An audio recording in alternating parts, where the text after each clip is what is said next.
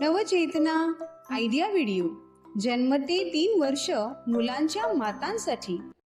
सर्व लीडर मातांना नमस्कार। तुम्ही सगळ्या कशा आहात? मागील आठवड्याच्या आयडिया व्हिडिओ मध्ये दिलेली माहिती तुम्ही समजून घेतली असेल, तसेच मुलांसोबत दाखवलेले खेळ तुम्ही खेळून घेतले असतील। चला तर तुम्हाला आलेले मजेदार अनुभव सर्वांना सांगा।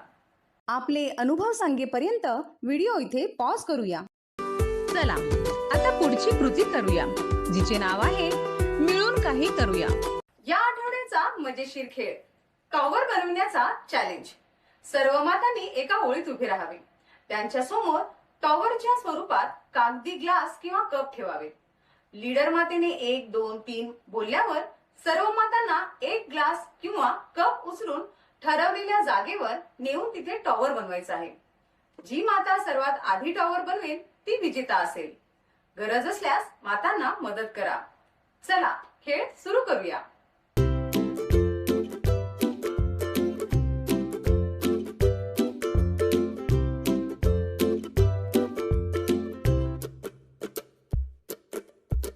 हा गमतीशीर खेळ खेळेपर्यंत व्हिडिओ इथे पॉज करूया। चला आता पुढची कृती करूया, जिचे नाव आहे काही नवीन शिकूया।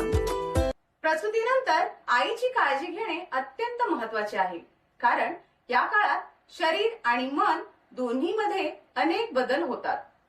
शारीरिक काळजी। प्रसूतीनंतर शरीराला बरे होण्यासाठी पुरेशी विश्रांती आवश्यक असते। जेव्हा बाळ झोपते तेव्हा तुम्हीही झोपण्याचा प्रयत्न करा। पौष्टिक आहार घ्या, ज्यात प्रथिने, जीवनसत्वे आणि खनिजे यांचा समावेश असतो। तसेच डिंकाचे लाडू, सुका मावा आणि हिरव्या भाज्या यांचे सेवन करणे फायदेशीर ठरते। भरपूर प्रमाणात पाणी प्या, हे शरीराला हायड्रेट ठेवते आणि दूध येण्यास मदत करते। हलका व्यायाम जसे चालणे किंवा योगा करणे हे केल्याने शरीर लवकर रिकव्हर होण्यास मदत होते। मानसिक आरोग्य। कुटुंबीय आणि जवळच्या व्यक्तींशी बोला आणि त्यांच्या समोर आपल्या भावना व्यक्त करा। स्वतःसाठी वेळ काढा आणि आपले छंद जपा। वरील माहिती समजून घेईपर्यंत व्हिडिओ इथे पॉज करूया। या माहितीचा तुम्हाला कसा फायदा होऊ शकतो? सर्व मातांनी पाळीपाळीने आपापले विचार सांगावेत। चला आता पुढची कृती करूया, जिचे नाव आहे घरी जाऊन मुलांसोबत करा। या खेळामुळे मुलांची ऐकण्याची व समजून घेण्याची कौशल्ये वाढतात आणि त्यांची बोलण्याची क्षमता सुधारते।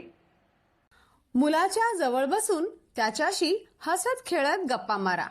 तुमच्या गप्पा ऐकून मूल हसून प्रतिसाद देईल।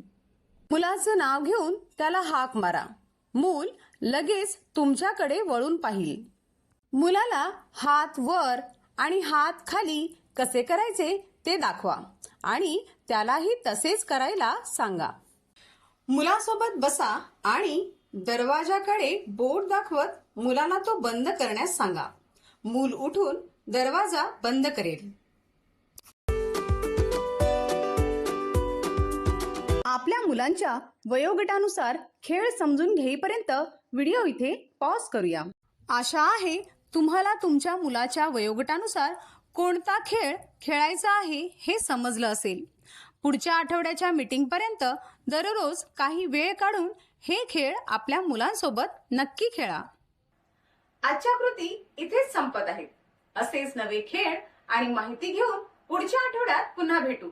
तोपर्यंत स्वतःची आणि मुलांची काळजी घ्या। हसत खेळत राहा। नमस्कार।